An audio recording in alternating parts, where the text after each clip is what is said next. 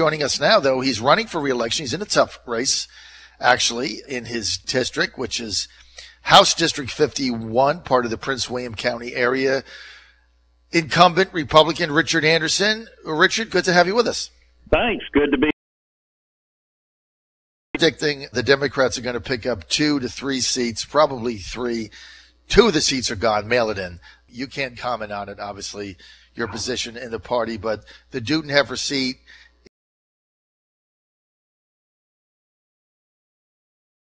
for retiring.